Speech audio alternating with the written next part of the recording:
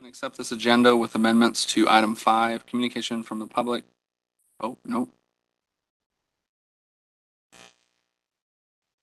Sorry, I was on the last meeting.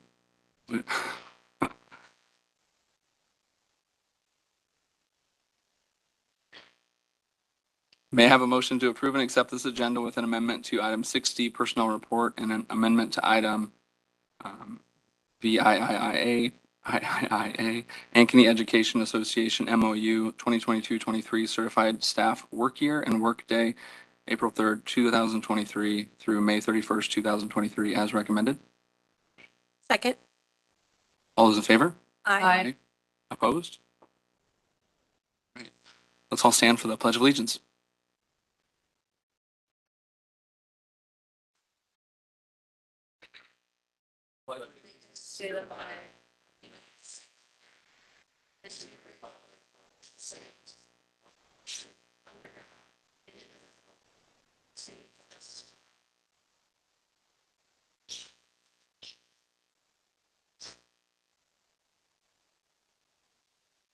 All right, moving on to communication from the public. We do have a couple people that are signed up on the agenda and a couple that signed up to speak when they arrived today.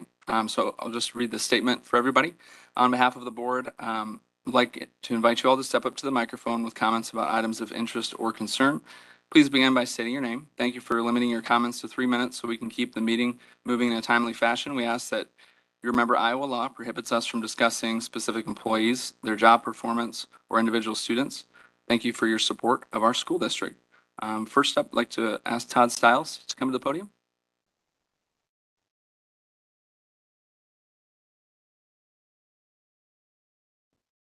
Yes, I am Dr. Todd Stiles. I'm a 27-year citizen of Ankeny, whose kids all went through the school system and graduated from Ankeny.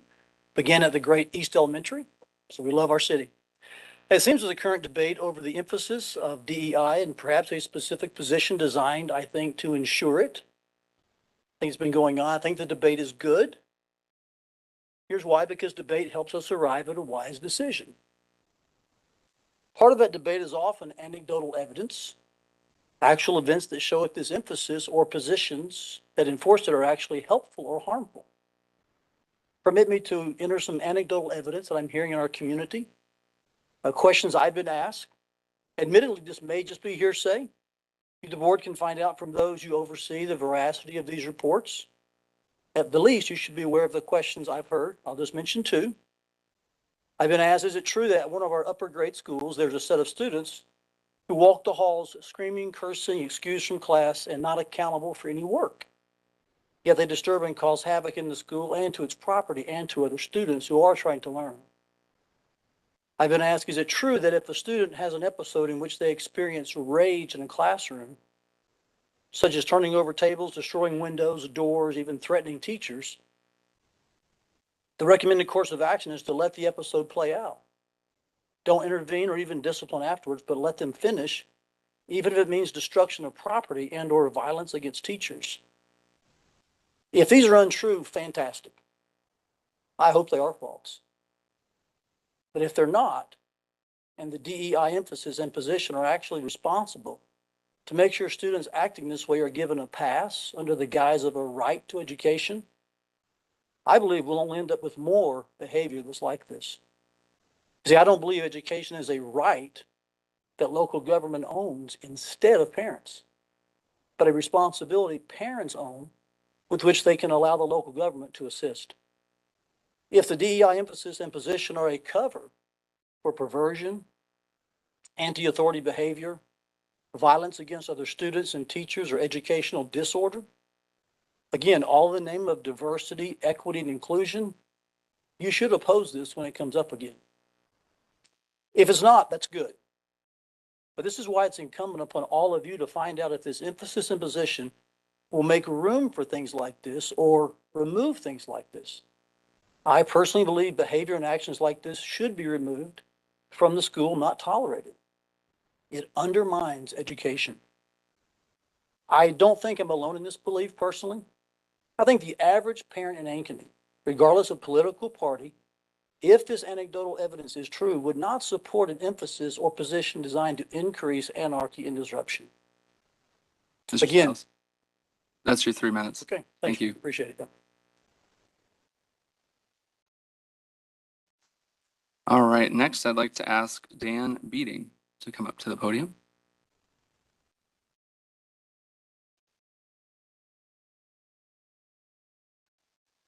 Suppose if he shows up, we will allow him to speak, but we'll move on. Oh, is there? Yeah.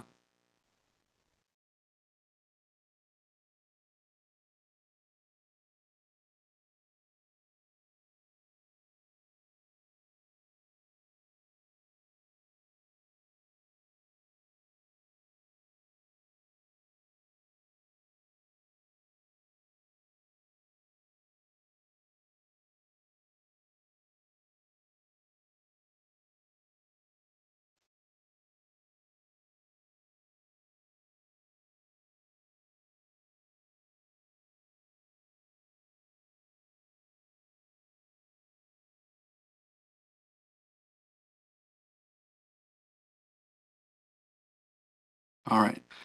Doesn't appear that Mr. Beating is here right now. So we'll move on. He can come later if he's here. Next up, I'd like to invite Kelsey Lofgren to the podium.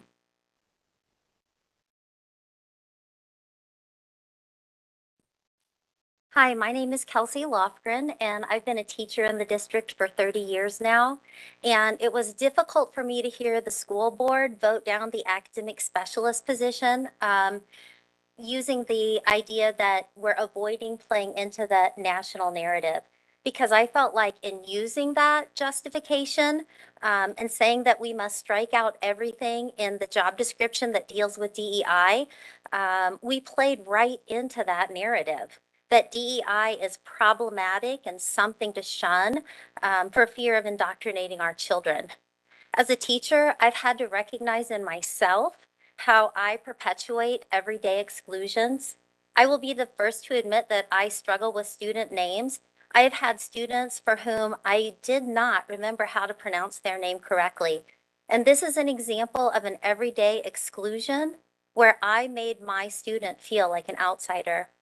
Everyday exclusions occur on a regular basis. Some students walk into buildings where they don't see people or even posters who look like them. Some students don't see themselves in the curriculum. Some students have complained about the slurs that they face, the N word, the R word. But our school board wants to erase anything relating to DEI from a job description. And that is an everyday exclusion. As an academic interventionist, I spend a good part of my day working with students who fall into subgroups that do not do well on standardized tests. Students of low SES, students of color, male students, students with IEPs, and ESOL students. We need an academic interventionist or specialist who can determine the root cause of these problems, because these subgroups have lagged behind their peers for as long as I've taught in the district.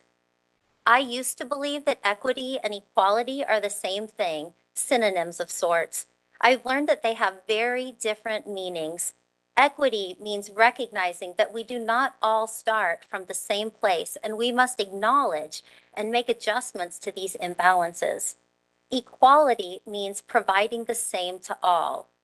By voting down the academic specialist position, we aren't even ensuring equality, providing the same for all, since we have every other specialist position has been approved.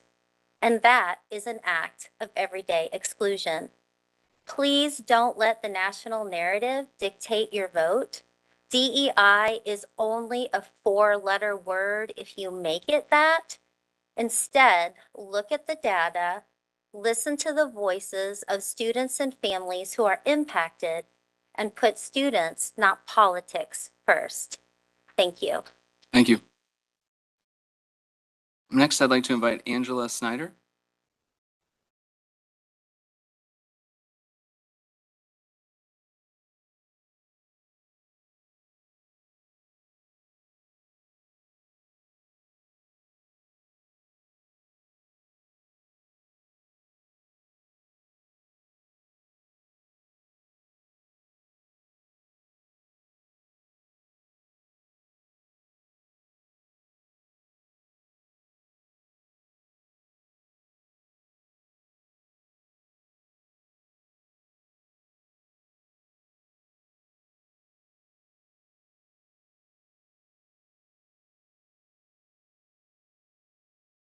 call the next one just to be sure we get. Next would be Shelley Northway.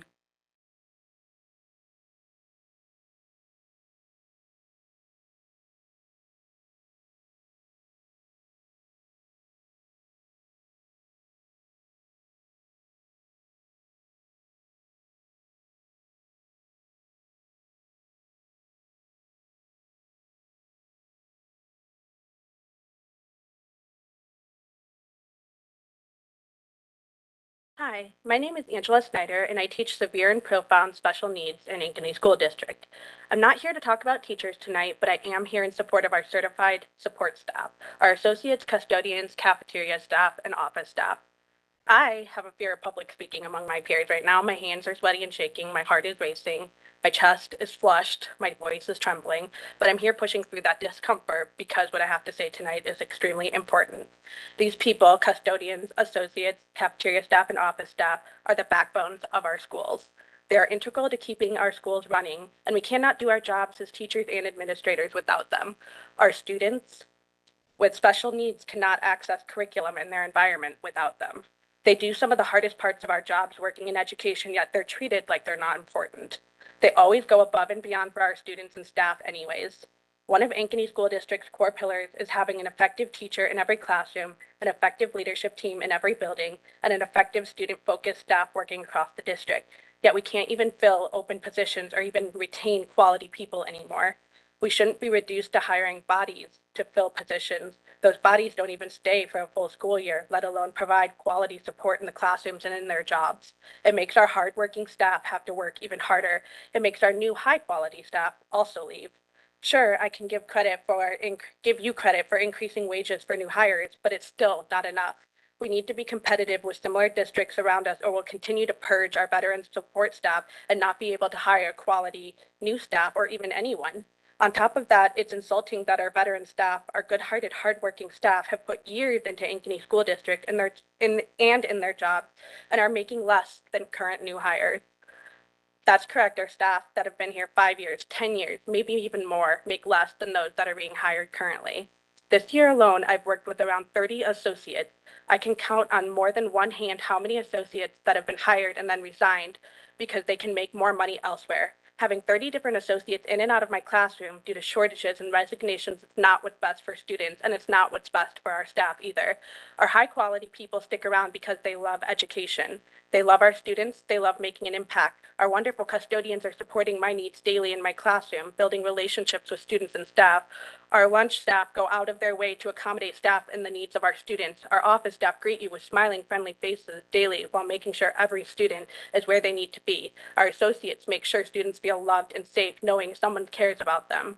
But they can only be pushed so far. They're tired of working more than one job to stay afloat. They're tired of being overworked and stressed. They're tired of being expected to go above and beyond, but expected to do it for less pay than they deserve. Ankeny School District will continue to lose high-quality support staff if you don't take action now. Our schools are barely staying afloat now. What happens next year and the year after that? Thank you. Thank you.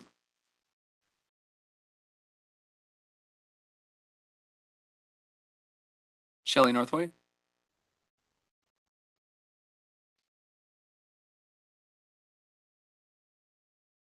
Hi, Shelley Northway, Ankeny resident alumni. I'm here to support the Achievement Specialist position.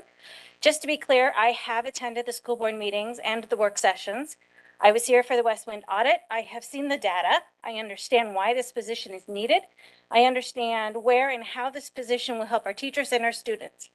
What I don't understand is why you are not trusting the months of work you have put into it. You've heard from teachers, you've heard from staff, you've heard from students who had the courage to stand in here and share how they were treated every day in the hallways of their own schools, a place where they should feel safe. I took it upon myself to ask Mr. Morris to meet. We talked about how this position would directly benefit him. Were you aware that when there is an investigation in Ankeny schools, he must drop everything on that so he can attend to that investigation? Nobody's there to pick up the slack. So were you aware also that he's the only officer to not have any support staff? Don't you find that peculiar? Mr. Morris is one person serving 17 buildings, 12,819 students, 40 principals and assistant principals.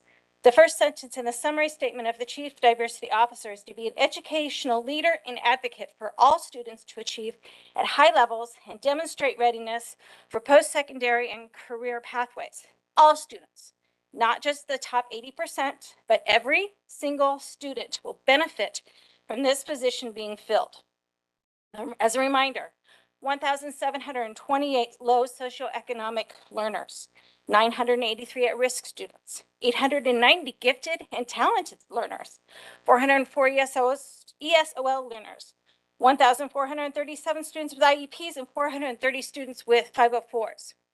Also, during the conversation with Mr. Morris, he shared how he was asked by a Parkview Middle School principal on how to lower office referrals. Mr. Morris personally held a focus group, listened to the students, communicated that information back to the principals. Together, Mr. Morris and the principals took the data and went to work. Referrals went down significantly. Wouldn't it be amazing to have this work done in every school? You spoke about this achievement specialist being set up for failure. You're doing that right now to Mr. Morris. You, the board, period. On March 6th, you again talked about keeping the national narrative out of Ankeny. Great, so do it. Approve this position so you can get to work. You have 12,819 students waiting. You have one job, and that's to govern, not to micromanage. The only people that are politicizing this achievement specialist position are the ones who are voting against it. Thank you.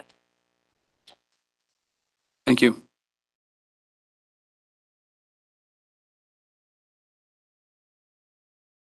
Okay, moving on to the consent agenda items. May I have a motion to approve the consent agenda items as recommended?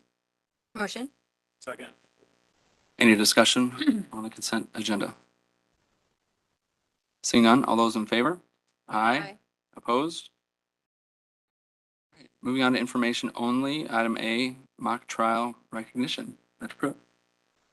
I'd like to invite Ms. Akers up to introduce the mock trial team who won first place at state this year.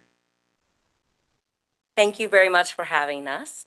I'm Amy Akers. I'm the teacher advisor, but I'm very, very proud to have 6 high school students compete in mock trial this year and one that finished first in the state. And as far as all the records, this is the first time that Ankeny Schools has had a team win the championship and represent not only Ankeny, but Iowa at the national competition, which is held in Arkansas, very exciting, in May.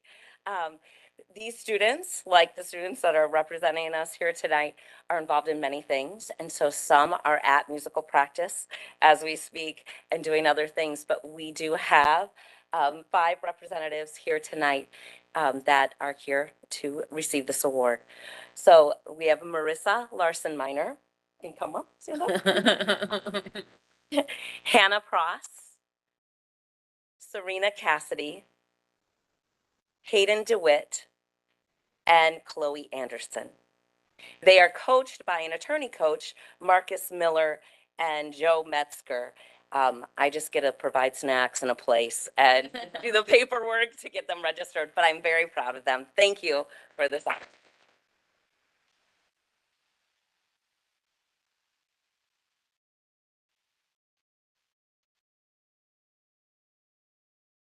What an amazing achievement. Thanks for coming and sharing it with us. Does any board member have anything to say? I was just gonna say, if you want to step to the mic and talk about your experience, we'd love to hear. I want to hear what kind of arguments you had to make. So I won't get too into the legal logistics this year, but our case was pretty crazy this year. It was a civil case, so this person was suing a reality show because they claimed that they rigged the game. And then there was this whole countersuit of defamation. So it was a really crazy case. And I'm not a senior, but a lot of the people on our teams are seniors. So it's just a really great thing to go out on. And we all put a lot of time in. So it's just great to just go this far and just to see how far we've gone and like see everything we've like achieved. Like celebrated. So when do you get the case and what's that preparation process like? And So we got the case back in, I think, late December. And from there, it's choosing who's going to be what witness and choosing who's going to play what part as a lawyer. And then it's practice, practice, practice, practice, like multiple times every week because our coaches are really hard on us, but we wouldn't be able to do it without the coaching. And Mrs. Akers has severely understated what she does. So she's amazing. And they have a new case, thank you, they have a new case that just came out this weekend that they will prepare for nationals. And a lot of that is preparing for like, you don't know what's gonna happen. So you have to know what objections might come up and prepare and be ready to think on your feet and respond. So that's what a lot of it is, a lot of learning. So who's all going to pursue law?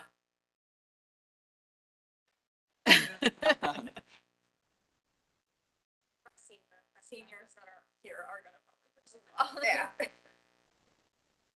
Congratulations. yeah, Congratulations. Congratulations. I'm proud of you guys. Ms. Akers, Ms. Akers, Ms. Akers, before the team leaves, we'd like to take a picture with you and the team, please.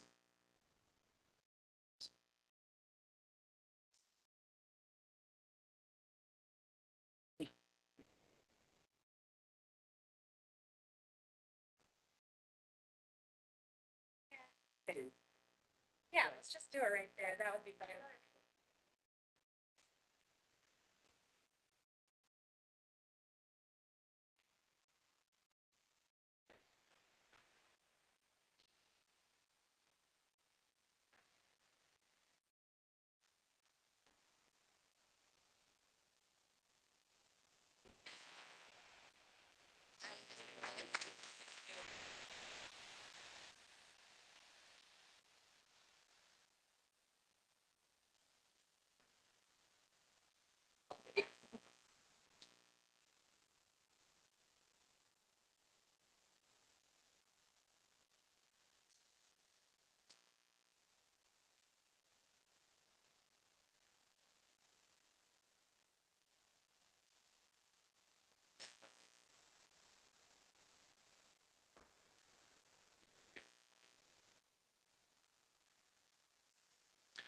All right.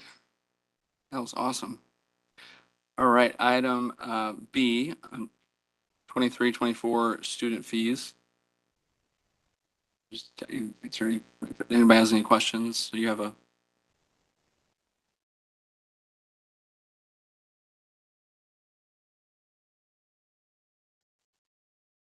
So it's information only tonight. In case you have any questions, I'm happy to answer.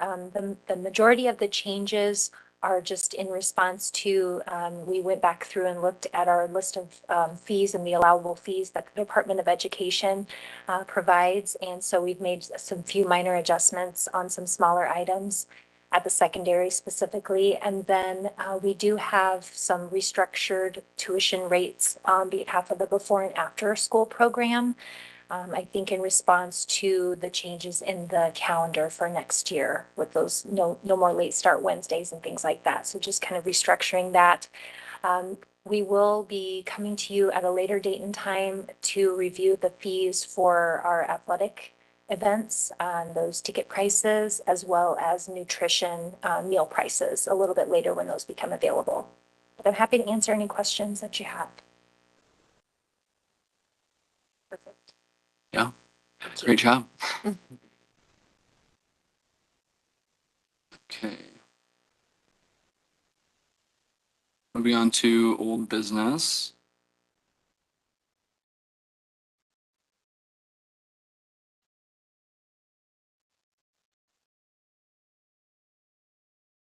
Sorry, I'm clicking around here.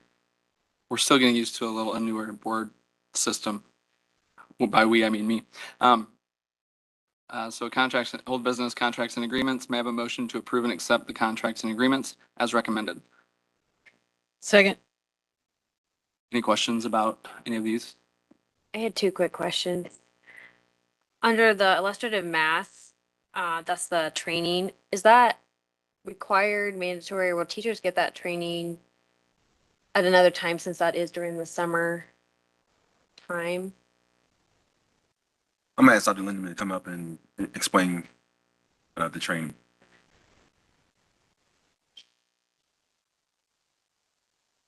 Yes, it is required, although we are providing multiple avenues for staff to get that, so they have some choice in it.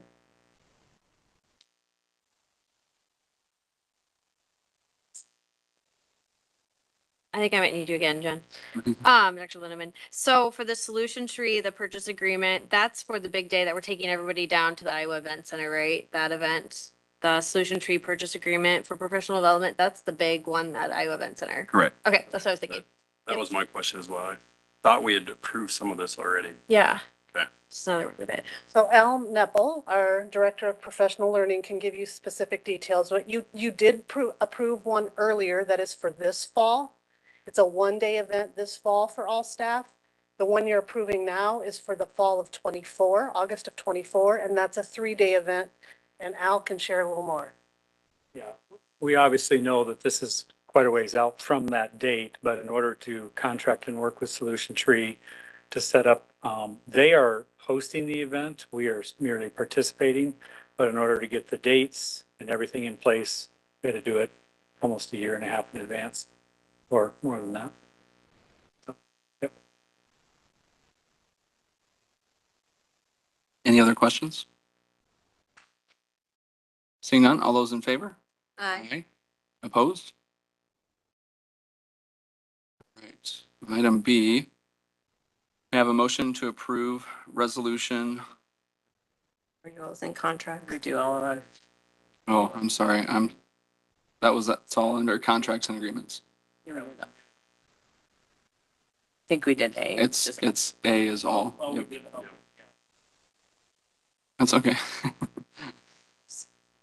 No. Thank you for doing that on purpose to help me feel better about myself. Okay, so item B, may I have a motion to approve resolution authorizing the redemption of general obligation school refunding bonds, Series 2015A, dated February 25th, 2015, and levying a tax for fiscal year 2024 for the redemption of general obligation school refunding bonds, Series 2015A, dated February 25th, 2015, as recommended. Motion. Any questions? All right, seeing none, all those in favor? Aye. Opposed? This time we're opening up the public hearing for the fiscal year 24 certified budget. Are there any written or oral comments regarding the public hearing for fiscal year 24 certified budget?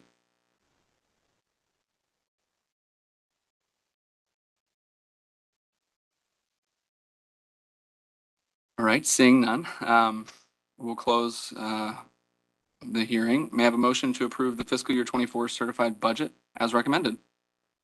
Second. Any discussion before we vote? All right, all those in favor? Aye. Opposed? Item E, public hearing for the fiscal year 23 budget amendment. Are there any written or oral comments regarding the public hearing for fiscal year 23 budget amendment?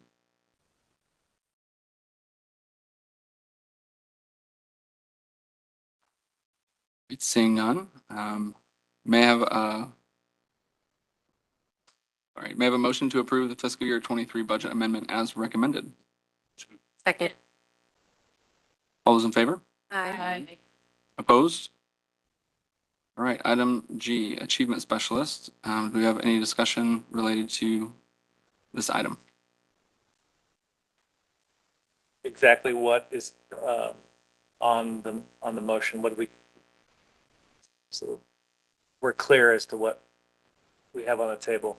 Yep, so first you'll discuss, and then if someone wants to make a motion, whatever that motion is gonna be, they need to make it after this discussion. Okay. Do you have any discussion? Start. So I'm not like entirely sure on what exactly I'm supposed to be saying right now or what I'm not. So stop me if I like do something wrong. So I know the last time I was here, spoke a lot um, about this position and how much it benefits our students. And um, I do feel as if I was being ignored and not listened to. So I'll, say some of the stuff again and kind of respond to some of the stuff that has been said earlier tonight. First, there was I guess, a little confusion on, how this would help teachers, how this would help students. It would definitely help remove, any bad behaviors that our students might be acting out in class for multiple reasons. But it doesn't just fall on the achievement specialist to help out with that because it takes a village to help one kid figure out, uh, what's going on. So if they're acting out, there has to be another reason for that. But the DEI position definitely, the achievement specialist position definitely helps that. And I think last week or last meeting that I was at, it was said by Katie that this is not the solution entirely, but it's a step in the right direction, right? We're taking a step in making sure that all students feel supported at schools, that they feel that their teachers know how to handle it, maybe if they're being bullied or if they hear slurs being said at them or at other students that are like them. It helps with a lot of that. It helps with students with IEPs, 504 plans, and I know that a few board members here have students with IEPs and 504 plans, which and I'm sure that you have experienced, and if you haven't, well, it does happen that like a lot of students don't always feel very supported by their teachers. Their teachers might not know how to um, adapt to their learning style. They might not know how to handle a situation of a meltdown or a breakdown, which happens with some students that have those kinds of plans. And I know personally for me, a lot of my teachers uh, don't exactly know how to handle like uh, either like panic attacks in students, episodes like that. I've seen it happen. It's happened to me before where they just kind of freeze and they're like, I don't know what I'm supposed to be doing. Go to the counselors, I guess. And then, that doesn't always help. It's nice to, have just a teacher in the classroom who can help me. And the achievement specialist would definitely help out with, teaching teachers how to um, deal with those situations. And also, I think that some of the confusion around what this position, giving students of color, queer students, students with IOPs or 504 plans, et cetera, giving those students help to be on that same level as the other students does not knock down other students. Um, Never have I experienced in my life that if someone is trying to help me as a student, if a teacher has to, step aside and do some extra instruction with me because I can't remember some things, or if they have to provide me with a written document of the instructions, it never deteriorates the education or the skill or learning environment of another person. It helps me, and the teacher can still help them. So just because, giving support to other students who might need it some more does not mean that it knocks down any other students. Um, and I'm not here exactly to share just my opinions. That's not my job. Here, the reason I was elected on this board by my students was to share their opinions. And I've talked to so many students, and I make sure to talk to students outside of my, like friend circle. I have a lot of amazing friends, but I chat with random people in my PE that I never talk to on a day-to-day basis to get their opinions on what is happening here. I give them some facts that they don't know, show them board meetings where we were talking about this in work sessions, and uh, at least from what I've heard be told to me from students all across my high school, is that this position is necessary for our district. They think that, yes, this will help all students and not just students that it is focusing on, but students that aren't really affected by the achievement specialist, and it'll help teachers and it'll help admin, staff, everything. So I would really, would really like it if we did vote to put this position in place. And yeah.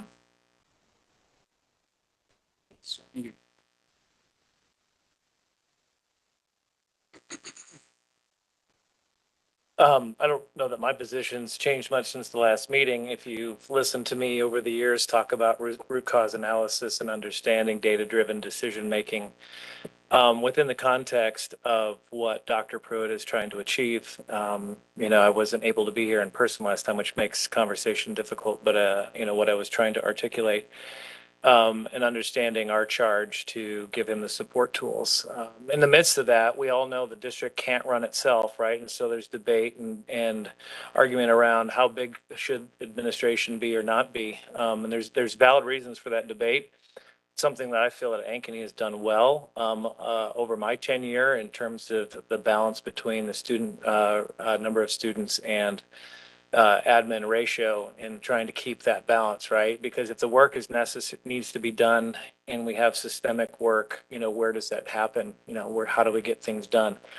And we've approached that in a lot of creative ways, and some of that is by providing someone with the focus to look at hard data, right? The easiest way to take politics out of the equation is to just look at the data, right? It'll either say yes or no. It'll say what we're doing, right? Now we have to look at that as objectively as we can and look at, again, what I like to say over and over again, root cause, understand what are the challenges that we're facing in Ankeny, so that we can move forward in raising the bar for everyone. So I think there's a lot to this position that, in my opinion, what I understand and the conversations I've had with Dr. Pruitt, the data-driven decision-making piece that this position will help support our district is why I believe it's why I support adding this position at this time.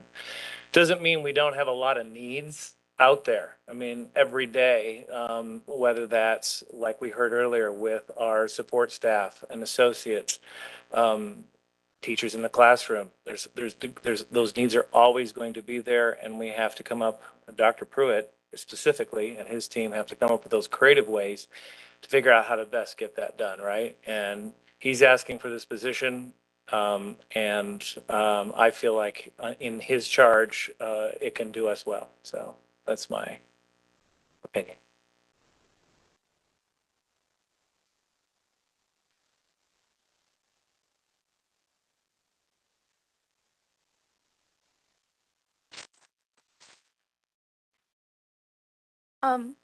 I truly believe as a board, we all stand for reaching all students and helping all students.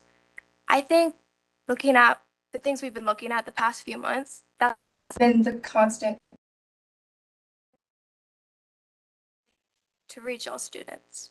I can tell you as a student in school, I see things going on. Every student isn't being reached. I think we need an achievement specialist that will reach the students that are slipping through the cracks. These students, they struggle more because they do belong to groups that are minorities. I think an achievement specialist would genuinely help, and I think this will help us reach our goal of reaching all students.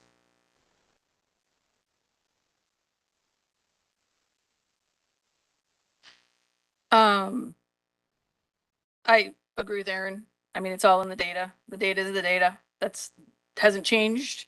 It's not going to change. Potential for it to get worse. But the data is the data. So I have some questions for you, Dr. Pruitt, if you don't mind. If this position does not pass, will this work get done and how will it get done? It'll be delayed. And so last year, the board approved the DEI framework. We're attempting to implement that across our district. However, when we look at the work that encompasses the framework, it's very difficult for one person to lead that for a district of this size to reach capacity with regards to the goals that we've established for our staff and our students. So just want to reiterate, because this was another one of my questions, is this position part of our efforts to achieve the goals set forth in the strategic plan? Yes. Thank you. Do you say it'll be delayed? Do you have a specific timeline? Do you have plans B, C, and D? You'd have to come up with those? So depending upon the outcome of today's board meeting, my CDO and I will come back together and begin strategizing about how to move the work forward.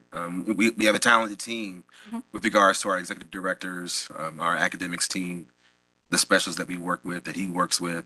However, for some of the things that we identified within the framework, we'll have to figure out what that looks like and extend the timeline for the goals from that framework. And will this work potentially be put on other staff members? Yes. If yes, will we be rewriting their job descriptions and increasing their salaries for taking on this extra work? So typically it'll be put on an administrator, and so other duties assigned, and so we wouldn't necessarily rewrite a principal's job description or a AP's or associate's job description. However, we already know that our principals work really hard already. In addition to the teachers that are on our DEILT and some of the other support groups that our CDO is collaborating with. And so the work that this particular position could encompass, would get pushed down. But then again, getting it being pushed down, our focus has to be on different staff members that are across our district. We want teachers to teach, right? And we don't want to overextend what we're asking them to do, but they value the work that that's in the DEI framework. They value the goals that we've established for the district. And so they're invested in ensuring the district's success. And we can go, I started with teachers, but we can go down, we can start with our lunchroom staff, our custodians. Everyone's invested in the district's success. And so it's a matter of us figuring out, based off of the goals that we've established, how we want our district to be diverse, to be equitable and inclusive. What does that mean for our departments at central office? And then what does that mean for the schools and staff members at each and every school? Okay, and then I had some questions for Ken, if he doesn't mind.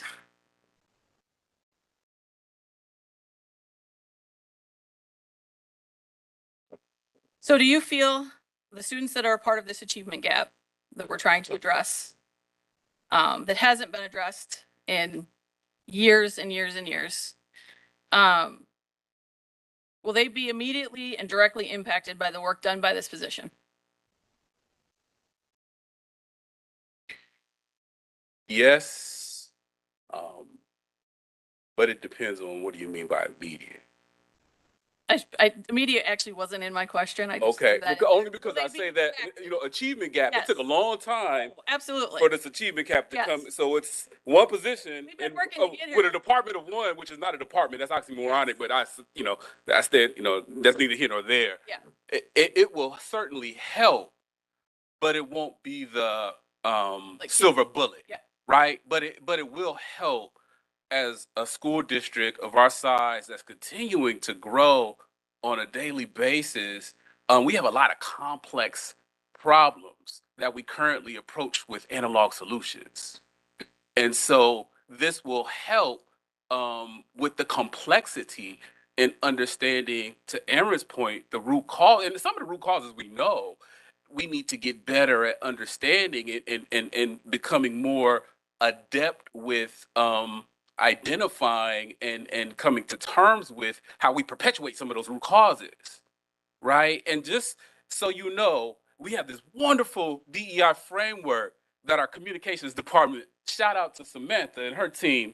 And I want to read something real quick here, just to do some level setting. Just since I got the mic, I just want to make certain that we understand when we talk about DEI, the term has become so conflated that and it's also becoming co-opted, right? it's becoming, we're letting other folk define what it is. And because of the courageousness and the leadership of this school board, you all endorsed this framework. And one of the first activities we did was to define diversity, equity, inclusion for Ankeny. And it states diversity, the fact and strength of human difference that makes a difference, calling for a representation of all varied identities collectively and as individuals. Equity, the condition of justice, fairness, inclusion, and cultural responsiveness in our system of education. Moreover, when educational policies, practices, interactions, and resources are representative of, constructed by, and responsive to all people, that each individual has access to high quality learning and experiences regardless of individual characteristics and group memberships. Inclusion, building a culture of belonging by recognizing the impact and importance of all aspects of human difference. That's DEI, folks. Okay, so I promise you I did not show Ken my questions ahead of time, but my next question was, there's several people in the community and up here at this table that seem to be afraid of words like diversity, equity, inclusion, culture, social justice, social change, interculture, restorative justice, and I'm sure there's some that I'm missing. But diversity, equity, inclusion seem to be the scariest words to everyone. And I personally believe that DEI means different things to different districts. So I was going to ask you, when you think of the students of Ankeny and where we are as a district, how do you find DEI as it relates to Ankeny and not the national narrative? And so you answered my question before I had a chance. Well, no. I appreciate that because I could share personal anecdotes, right? I've been here 3.5 years. And again, I'm not to my own horn, but I could tell you the number of now chief officers, principals, staff members, students, even our community by extension, that I've had an opportunity to work with and be in community with. Not only are they changed as individuals, they're changed as professionals. They're more adept at being able to identify root causes, as well as they're less afraid of making mistakes. They go head first. And a lot of times they ask me, they say, Ken, often they will ask me to consult with them as a thought partner and a critical friend. And I'm going to be vulnerable because we've created a relationship so that they know that if I need to provide some guidance or direction, that's ultimately going to help them serve students. And it removes the personal feeling of doing something wrong or being attacked because we've established that relationship. Now they're better at achieving their organizational goals. And some of you come from the business world. So in the business case for DEI is to make money, save money, achieve organizational goals, right? And some of you come from organizations that are heralded as DEI. They win awards for the DEI efforts, right? And again, I'm just one person. In 3.5 years, the conditions that have created that have helped us to transform. I don't want to undermine and overlook that, right? But I think we have the potential to go even further. So yes, to answer your question, I just came back from a meeting with some students, and it just so happened I happened to be in their building, checking in on some of the MVP work that's going on, and I spoke to them, and these are some upper grade students, and I asked them about, are y'all excited about graduation and for college? And they were stressed, and these are juniors and seniors who they weren't even talking about a pathway to DMAC, and that's in our backyard.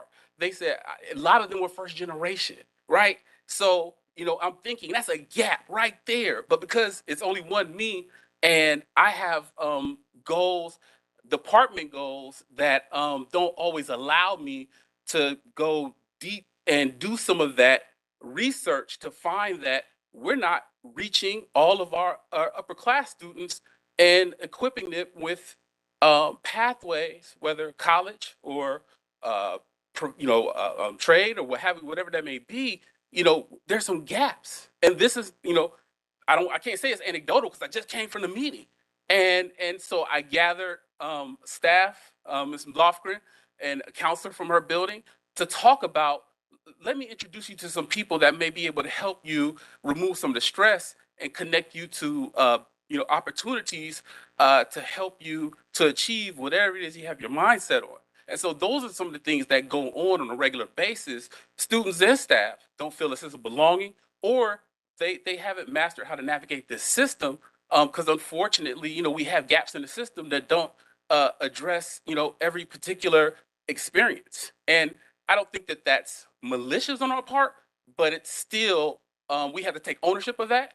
And if we don't equip and follow the leadership of Dr. Pruitt and his recommendations, those gaps will just continue to open wider and wider. And I'm over Title IX. I don't know about you all, but I don't know if y'all want to get into the habit of paying $1 million to settle a complaint that could have been taken care of,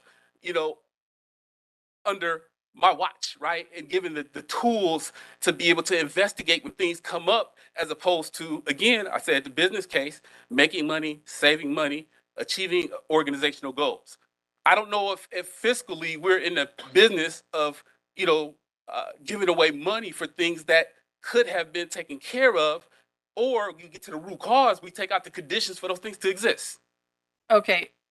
Again, I'll take a lie detector test that I did not give him the questions, but my next question was, based on the number of Title IX cases this district faces and pays out on an annual basis, would having support in this area of Title IX oversight provide improvement across the district? It's not going to hurt. It's not going to hurt. It's on everything that we can contribute to, one, identifying why do we even need to have a Title IX in the beginning, right? We need to first understand the root cause. And a lot of times we do a lot of responsive work. I want us to move to prevention, and I want us to move to being able to we're not quite as adept as the business world with predictive analysis, but, based on trends, what can we be better prepared to anticipate so that we have plans that we're ready to go, and we can do training to avoid these type of incidents from occurring, as well as equip the staff to be able to do the investigations in a timely manner, to make certain we're doing our part, we're not circumventing our policies, and most importantly, we're addressing those students who are in need, or that staff who's in need, who's made a complaint, so they get heard, they are taken care of in terms of resources, and we then minimize folks feeling like they need to go and litigate. That's just my own personal opinion. So And yes, additional staff will always help. I'm going to add on to that I would imagine that if we could take care of our Title IX issues across this district, this position would more than pay for itself. I don't have facts on that, but I have to imagine that is true. Just two more questions, I promise. Did you want to say something? Well, being on the board for a year and only seeing close to a year of data, Melissa, can you share that? Because if that's a financial decision, then that impacts my thought process. No, that's. So I don't, insurance hires separate counsel for any litigation, so I just Jesse want would to have make a sure better what idea. we're saying up here is accurate. Yep. Without going into specifics, which I can't do in open session, we do not currently have any active Title IX litigation. Last year before, I just want to understand what's being said across the board. It's probably more appropriate for us to discuss this outside of an open session. Okay. Sorry. Do you still want to go? So at our equity meeting a couple weeks ago, you and Ben Hipshep Hardkey shared a success story that Shelley alluded to earlier in her comment time. Can you share some other things that have gone on, that have happened through our buildings that, because to me, sitting in that committee and hearing the statistic of office referrals go down 40%, can you share some other things that have happened across our district? Yeah, I think I'm looking at Ms. Potts, Ms. Lofgren, and other staff, if I fail to acknowledge you, they have created safe spaces for students of all identities to be able to gather and be their most authentic selves. And in doing so, those students have pride in their building and they contribute through programming. And who else better to recognize someone that doesn't feel connected than those very students who have gone through that same experience, but now through the leadership of staff. And again, I can't take credit. I have worked with them, but because of their leadership and their desire to want to get better, they've created safe spaces. I now have, as I mentioned, in talking to students directly, I know who I can send them to that can get them help. I've also worked with our HR department, Jody Graham, to create building equity advocates. And so these are folks who are on Schedule D contracts. Now, don't get me wrong. I love my building equity advocates, but they're the auxiliary fire department. We don't want the auxiliary fire department to come over here and put out the fire if this building's on fire, right? We want the professionals. I mean, can I get a witness? I don't know. I'm just saying, we want the professionals. And so why, I'm equipping them with the skills to go and support their buildings, their PLCs with being able to, lead equity. They still are, many of them are counselors. They have full-time positions. So this is just to add on at $500 extra for the whole year, right? So yes, there's a lot of success stories. There's too many to name. Joy, I'm sorry. If I had more time to prepare, I could be more specific. But again, I go back to just the change and transformation in our staff. I just think when I first got here, I had a lot of staff members that, they were dynamic people, but they were afraid of making a mistake of saying or doing something wrong that would, you know, add to an issue. So what it would do, it rendered them to analysis paralysis, where they wanted to do the right thing, but they didn't know what the right thing was. And so being able to do some coaching, professional learning, and assuring them that I'm here too. If I'm as a consultant, I'm a critical friend, a thought partner. Let's take it on together to build up your strength. It's like working out. It's like lifting weights. It's like running. It's like you got to build up that muscle memory. And so as I've been able to do that with them, again, Ben is doing some dynamic work in his building. I can take credit for that. It started with his predecessor, Jeff, who was moved, Jeff Schumacher, who was moved from the data that I presented when I first got here through a disaggregated lens. He then decided that I'm going to do this. I'm going to apply the same lens to my building. And guess what he found? Disparities. They thought that they were doing okay, but it wasn't until they looked at the data through a disaggregated lens that they were like, we have an over abundance of our students of color who are being referred to our office and at a disproportionate rate. And so fast forward, as he led that work, took it to the 50-yard line, and then let Ben pick it up and take it to the house. I'm a football player, so I use a lot of football analogies. So Ben is doing some dynamic work with his staff, and he would tell you that he doesn't think that they're there yet. But even to the point that you made, Joy, he shared that February is always his that for his building. February is always, a high incident month of referrals and behaviors. And based on the work that, he's led from where we left off last year to now, they've seen a 40% decrease in behaviors. I think that's amazing, to see the direct impacts of the work and building up that leadership capacity in our principals to be able to lead the work in their buildings. Okay, promise I only have two more. Just off the top of your head, what are the top three things you could put more time into or focus on if you had help with the day-to-day and digging into this data that this position? Well, as Aaron mentioned, the root cause analysis. I mean, I don't, I'm data driven and data focused, but I also have to operate in the here and now.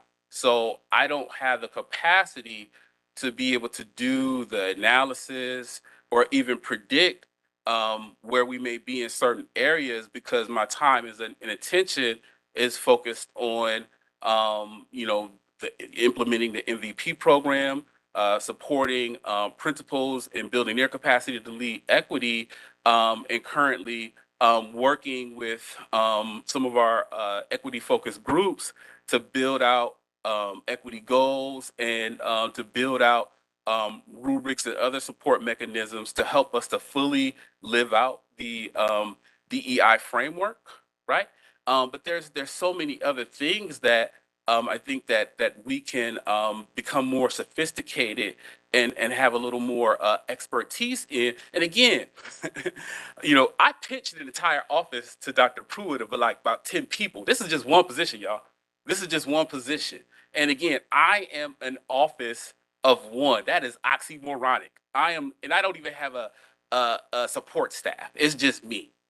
And again, that's what I do. I'm not complaining about it, but I recognize that as a system, again, we're complex, we're growing. If we want to get more sophisticated, and if we want to achieve our organizational goals, I need support. I need help.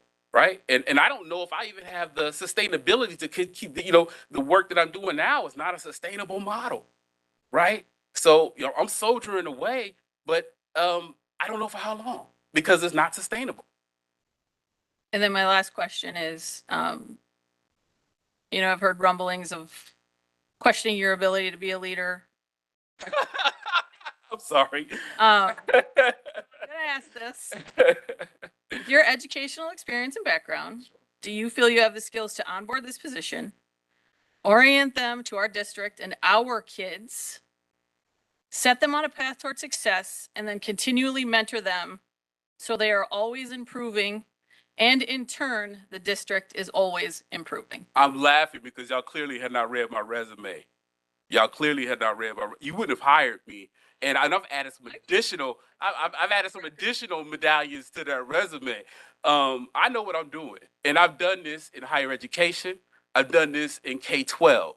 Every system that I go to, and this is facts. This is not a fabrication. They're better off. The short time, 8 years I spent at Cornell College. When I first got at Cornell College, we had about 8% students of color, and that was in 2006. When I left in 2013, it was 25. And that's not, and a lot of colleges like to add international students to domestic students of color. We had an additional 10% of international students. That was like 3% when I first got there. And what I did was I created sustainable programs that made those students feel like they belong, identified what were some gaps that were keeping them from reaching graduation, and implemented the program and got the full trust of the college president and the staff. And I did the same at the University of Iowa. I did the same at Cedar Rapids, and I'm going to continue to do the same, wherever the next stop is, wherever that may be. So, I laugh because that's what I do. And I'm not even talking about even my tree. You hear coaches talking about the coaching tree. I have a tree of staff, of folk that when I get staff members, I invest in their development. I'm like, if you're still working for me after 3 to 5 years, I'm doing something wrong. I want you to exceed. I want you to do better than me because that's evidence of a good teacher. And I got doctors, I got lawyers, I have filmmakers. I mean, again, I'm not trying to.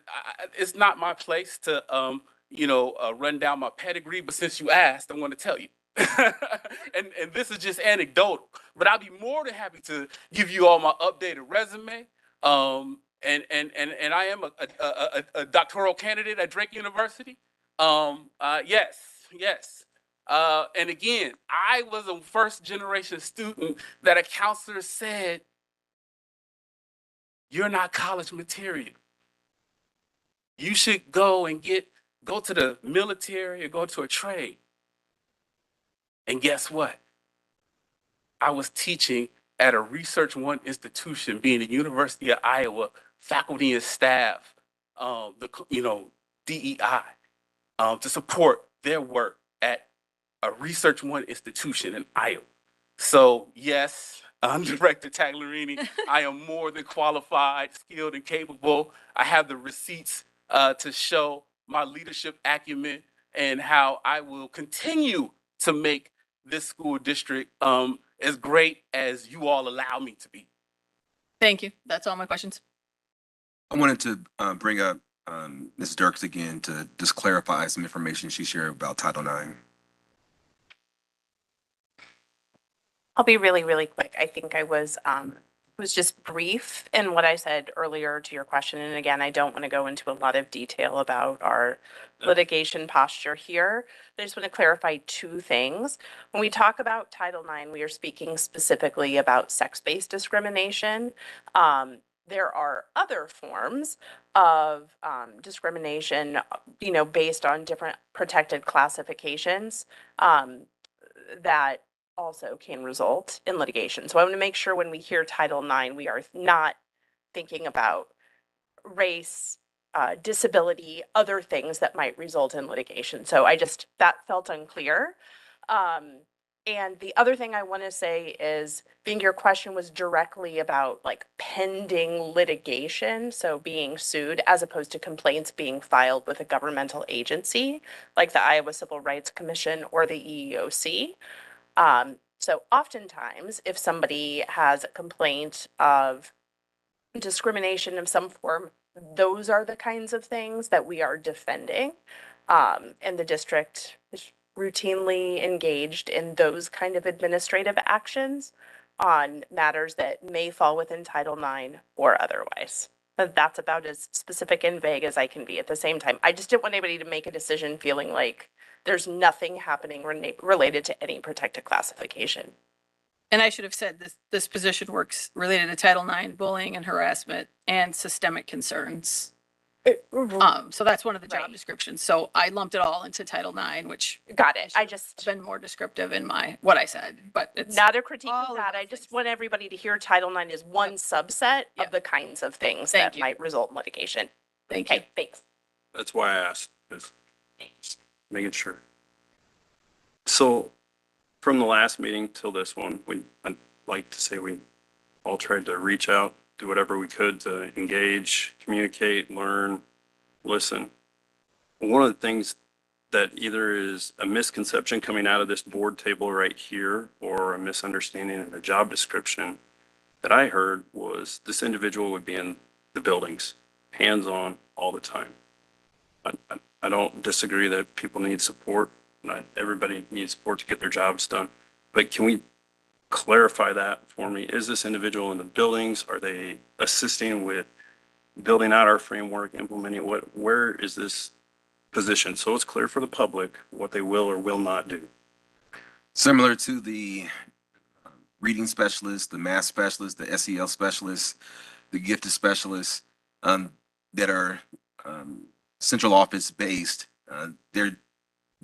whoever, if it's approved, this position would be supporting schools.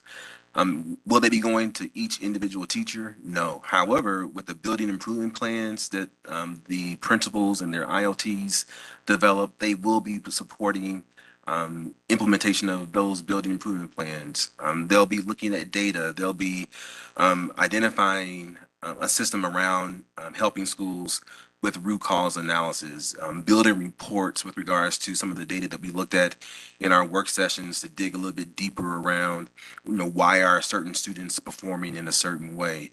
They will be providing professional learning, not only to our administrators, but then also potentially for our teachers based off of the direction of Mr. Morris. So my next comment comes, a lot of comment that I heard was we have too many looking at data. We want help instantly in the classroom. I said, well, that's not what this is for. But my next thought, listening to all this, is our message not coming through in our building improvement plans with our framework? Is it not being listened to? Will another individual help deliver that message? Is it something that we need to work harder as a board, as a community, in those buildings to help get this through? Because I'm hearing two different things. We're analyzing data, but we're also delivering our DEI training. Part of the framework is how we look at data and some of the strategies that Ken and this position would recommend to AST, to individual building, school leaders. And so, could you ask the question? I don't clearly understand your question. We have a ton of data in front of us, and I heard that we have building leadership that is constantly looking at data. My question is our message with our framework not getting through to help our leadership in the buildings identify this stuff? Because we're not going to have this individual in the buildings, but we're going to have them developing framework. Is that an additional item that isn't going to set in with our building leadership? Not. Because we're hearing good success, but we're not all the way there. So similar to Ken, he's in the buildings, and so this person would be in the buildings, and I think we have to, the way I understand DEI in education and the conversations that I've had is, again, 85% of our kids proficient in reading, 79% proficient in math. We want to continue that. And then on top of that, how do we help those students who aren't proficient while still lifting up the kids that are proficient? I believe everyone has a role within, and I'm sure you know, everyone within our district has a role and a responsibility. And so the purpose of this position would be to help people dig a little bit deeper with regards to why is there an over-identification of Black male students for special education, or why aren't our white female students being encouraged to take AP science courses. So I think the position, in addition to, if we go to the behavioral side, we were just at, I can't remember who I was with, I think Director Bartho and Director Taglerini. We were at Southview last week, and they were pointing out data with regards to behavior, and specifically around behavior, the number of incidents that are reported out, and so they're tracking data in a certain way. I envision this person being able to take what the principal is doing and the IoT are doing and help them go a little bit deeper with regards to. So we've seen an increase in the number of incidents reported this year compared to last year.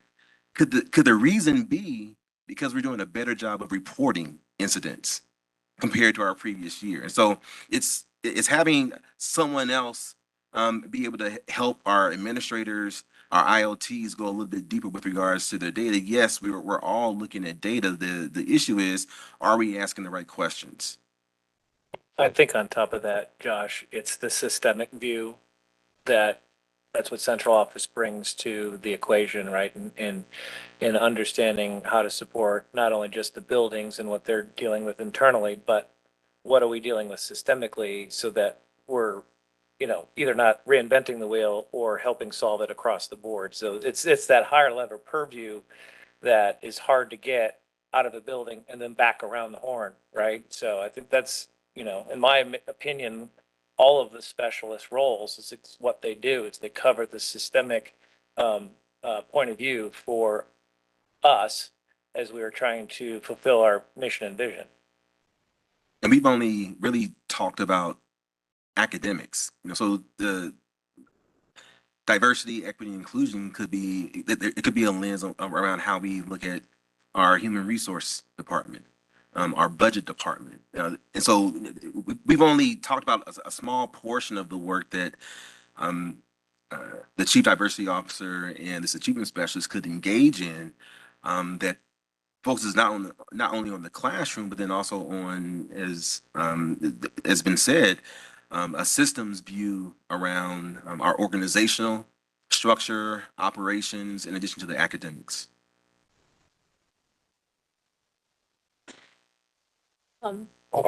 I have a question for members of the board who are against this position, I suppose. Just get an understanding in my brain. You know, Ken Morris came up here and he wonderfully defined, I guess he didn't just define it, but because we had been working on it for a long time and this board had defined what DEI stands for, diversity, equity, inclusion. And I want to know to the people on this board who are, you know, either against opening this position or are kind of hesitant, why?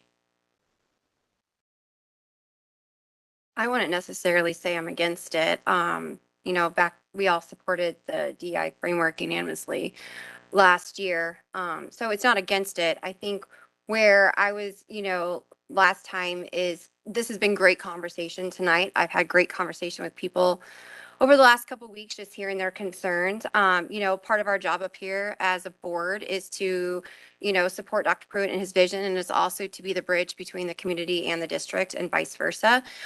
So when I've met with people this week and talked to people on the phone and had, you know, small group meetings, one-on-ones, you know, the biggest thing is, I totally just lost my train of thought. Sorry. I made eye contact with somebody out there and it just like went away. Let me try to, somebody want to jump in. I wouldn't say it was against, more or less, it's just bridging the community and to understand the vision. It's trying to advocate and trying to inform our community. So that's where I see as a role. And, you know, there was some pushback you know, there is pushback. You know, so that's our job is to listen to the community. Our job is to hear the community, take those concerns back to the district, also share the district's vision with the community, you know, because in order for us to be successful, we have to have our community, you know, support this. And so that's our job, is to educate the community up here. I have a follow-up question. Yeah. So when you were in your meetings, did you ever meet with any students? You talk to any students? I didn't have any students reach out to me. No. Okay. It seems like a pretty good piece of input since, you know, the decision that you're making are directly affecting the students and staff, not exactly the public. So maybe try to reach out to students. And I mean this with utmost respect. Thank you for, you know, reaching out to those members of the public because that does matter too. But, you know, you're on the board to represent the students. I didn't personally reach out to anybody. I let people reach out to me. So it's not that I'm not against talking to students. There just isn't an avenue set up right now for us to have roundtable discussions with students. So I have concerns with the role. I've heard examples from students where this type of work has created exclusions for them because they didn't believe or go along with what maybe was thought that that's how it should be. And so I have some valid concerns with that, and I've shared those with Dr. Pruitt. And you know, just to protect the anonymity of a certain student, you know, there are some examples where I'm scratching my head on this, and you know, a lot of great commentary, perspective, insight, love it. You know, we can always have great ideas. That doesn't mean you go with every single one. You know, we're not here to be the rubber stamp committee and just take every single recommendation. We should have this dialogue. This is a very productive dialogue. I got a great email from a teacher that's already saying there's a lot of things happening to increase inclusion and achievement. Why not give this work a chance to see how this work plays out? A lot of it's been focused on SEL and on raising the achievement of students in specific subgroups such as low income, special education. A lot of time focused at the PLC level and with critical partners to analyze the data and form interventions for all kids in need. So there's already a lot happening right now. You know, I shared a lot of comments last time. I have heard more from people since that. And that's just, you know, just some anecdotal things that I've taken in the last 4 weeks.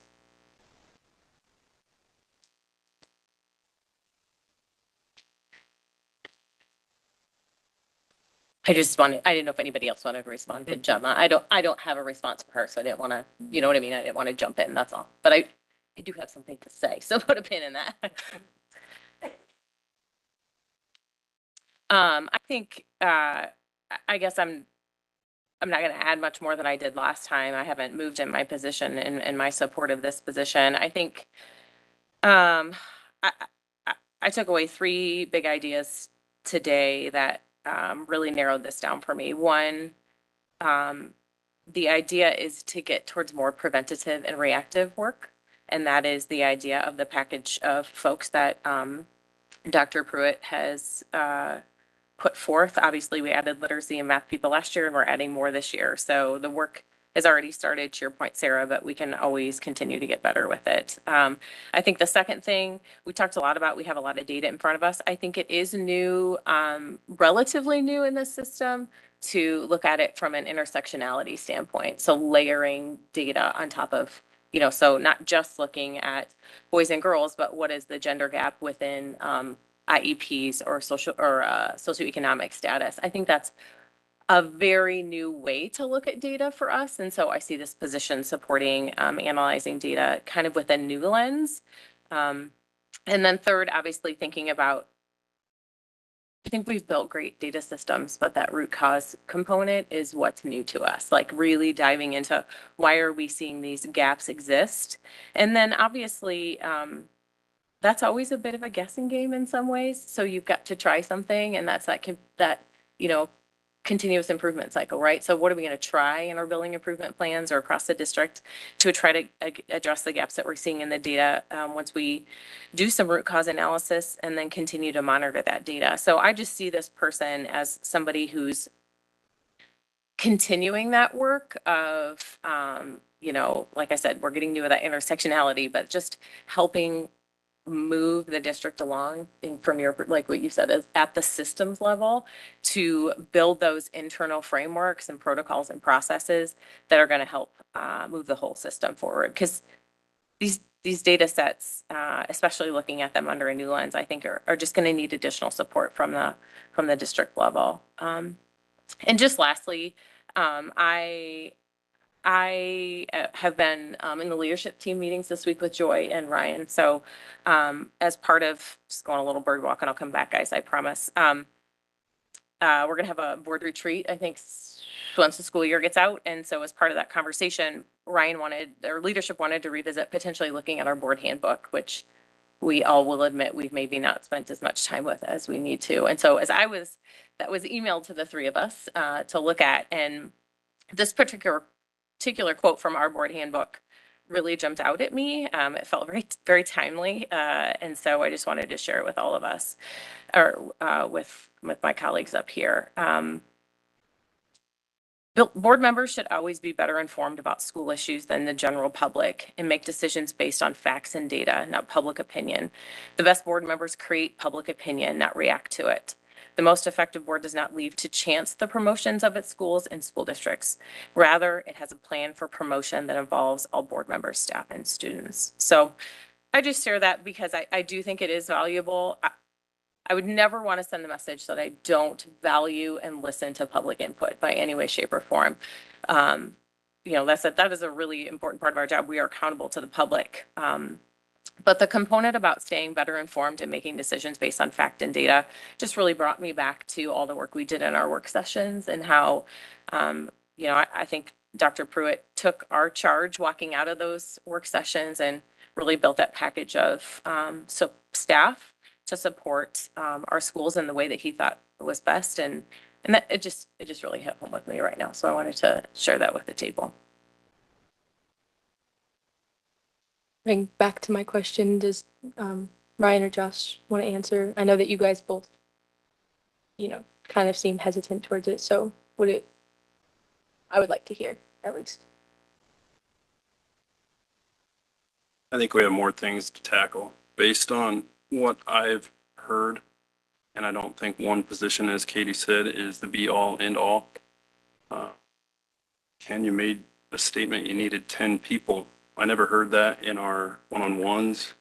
Never heard that at the table. When I hear something like that, I'm like, we're not doing enough up front right away. And are we going to stop at one? Is that good or bad? Are we going to continue to have this discussion in the years where we do want to add 2 more people?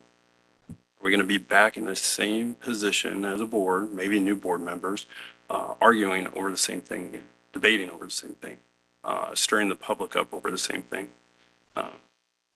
That concerns me because maybe we shouldn't have approved the ESOL specialist or the math specialist. Maybe this should have been all in on this. The other thing that stands out is why didn't we take some of the job descriptions from this and blend it into the ESOL specialist and the math specialist and the other specialists that we have? The third component of it is being better informed than the public. Katie, I completely agree. Handbook was not provided to me at I thought about you. orientation. None of us have spent. And I think all of you know me pretty well. I like to do my due diligence, research, diving into something. To be clear, the board did not make that handbook. Yeah, Right, that's, right. so that's my next question. Did the board make that handbook? When was the last update to it? 2019, Okay, so, which is why Ryan wants to revisit, so we can have a discussion as a board. here's my little walk. Being better informed than the public, you're absolutely right. From the last time, from our March 6th meeting, right? I was not better informed than the public. The public knew more before I did, before I opened my emails. So I'll fall back to that and the controversy that it stirs up. It's probably not the answer you want to hear, Jim, but and maybe not as clear, as concise as you want me to be, but that's where I'm at right now. Yeah. I'm not taking this easily or lightly in any regard. I had one group ask me, you just keep saying community. Here's something else to add to it. You just talk about the parents, right? No, the community is the students, the teachers, the administration, classified staff, the board up here, the parents. Again, it's more than one individual. You're doing a great job. But to me, I look at, you talk about root cause. The first root cause coming in the door is where the kids are coming from. And how can we help our parents up front too, not just in our buildings. And so I discussed this with Dr. Pruitt, community outreach again. I know we're having some of that stuff, but there's more than just one position for me on this, Gemma. And that's where I'm looking next of where are we going to tackle our resources other than just one position. So, you kind of mentioned why aren't we just, jump into the 10 people that, says that he might need. And it, like me, Katie, and a few other people have said, this is not like the end all be all solution, right?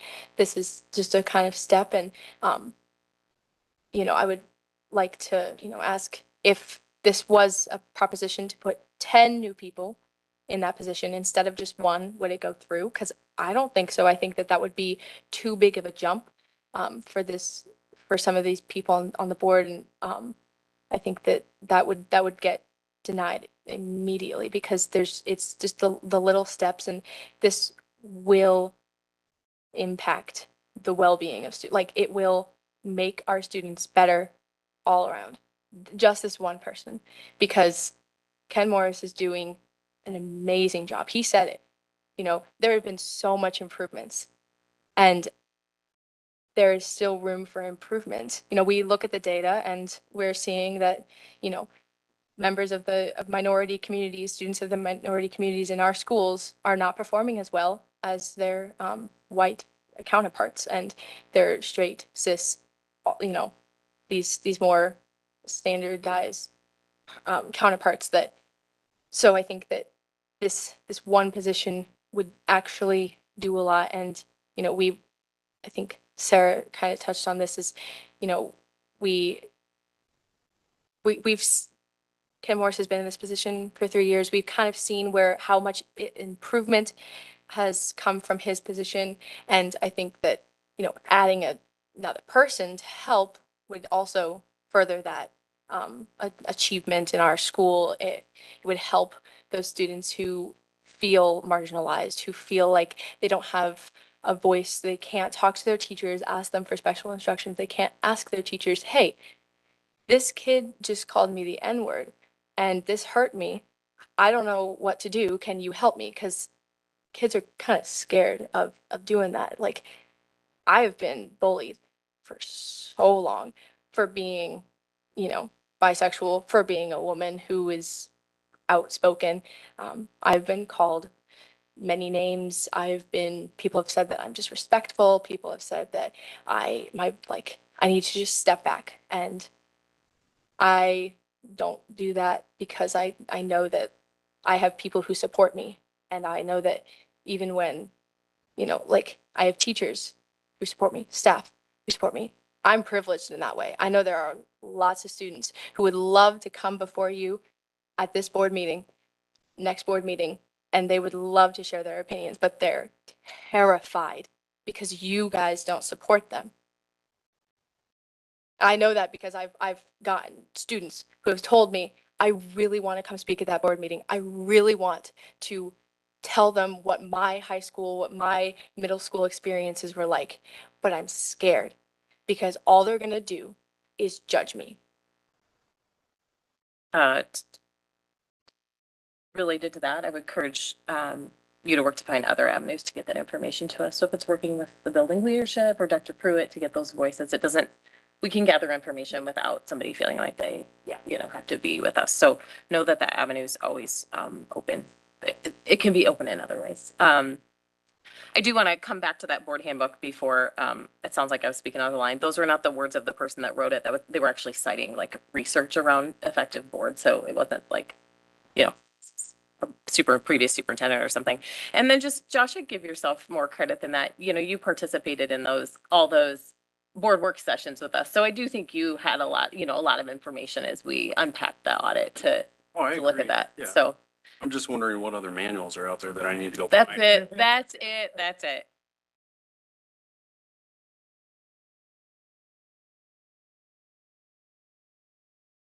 Ken, thank you for coming up. Thanks. Thank you.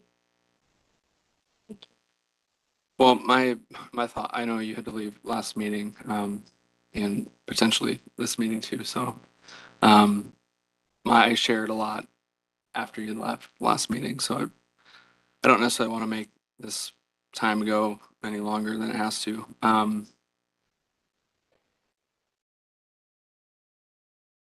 It's disheartening, to hear, the comments from, the crowd right now about, saying that if you don't support this position, then that means you're something that you're not. Quite frankly, I don't feel comfortable sharing my opinion at this in this environment because I kind of feel like I'm going to be bullied, to be honest. But I appreciate it, Ken, for sharing. It's kind of a difficult position. You know, Director Tallerini, you're able to ask questions about, affirmative answers. And we can't really question that. None of us right up here because it's not an employee evaluation, and it wouldn't be fair. It wouldn't be fair to Mr. Morris. I don't even think it would be legal. And so I can't ask any critical questions or really dispute anything that was said. There's no fear in me about DEI. There's no part of me that doesn't support all the students, whether they look like me, whether they don't, whether they identify like me, whether they don't. I want everybody to feel included. I want everybody to feel safe. I know it's intimidating to come to a board meeting and speak in front of people you don't know.